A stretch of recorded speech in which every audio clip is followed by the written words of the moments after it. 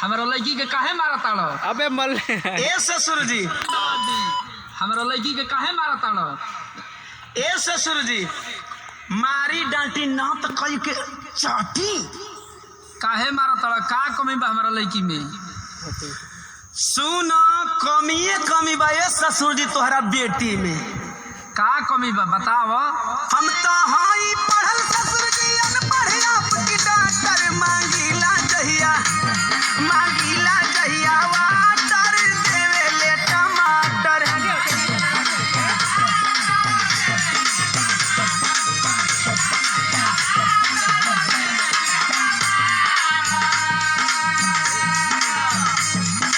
थोड़ा पढ़ के इंग्लिश बोले सीधा ना है बैंड है जो मेरा घसी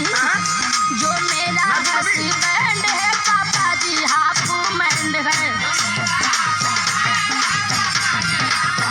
बहुत बोला तरिया भाई, बाबू ना तो अरे का बोला थी तो से ढेर बोला थी का।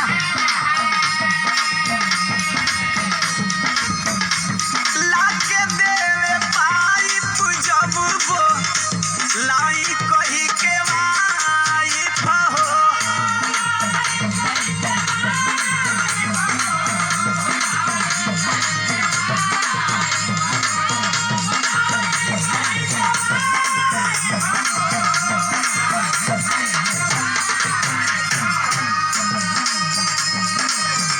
जहिया से आइल बिया नरक भइल लाइफ हो।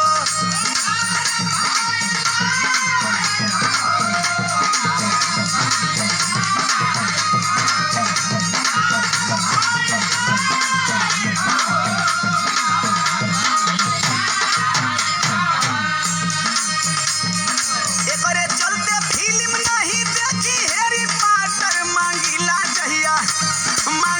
जहिया वाटर देवे ले टमाटर।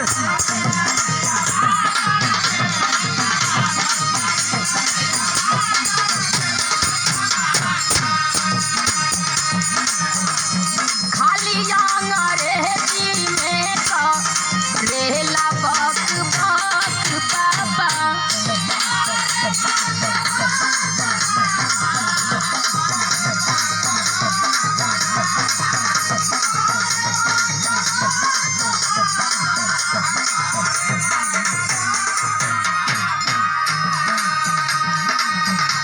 दाल भात बनावे में जाइला थक पापा।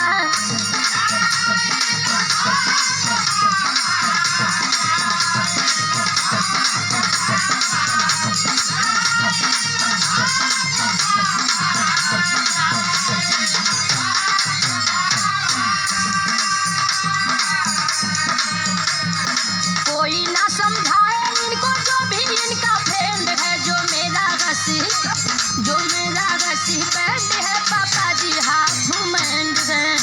ना होश में बोलबी, काहे होश में बोली हो? अपना बाबू के देख के तोर मन बढ़ेबा। बाबू को देख के नहीं थी बोला तुम्हारी ये चलिए है।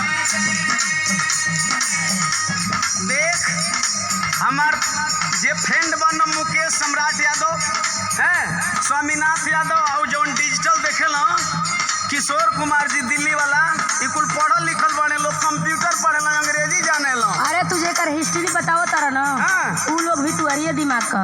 अरे ए ससुर जी, दोस्त हमार बाकी तोहरा बेटी को। अच्छा तो सुनी, मांगता हूँ पेन तो राती लालटेन ससुर जी।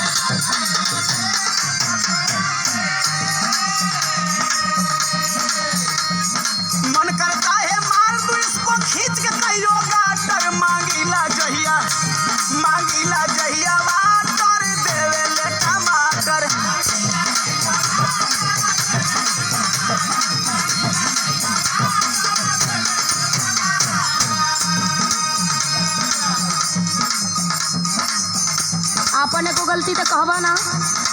का गलती बरे? चिकन चिकन बतिया ले हला। चिकन चिकन ना बतियाई। सुना सुना। हाँ सुना। रोज पी के आवेला तो करेला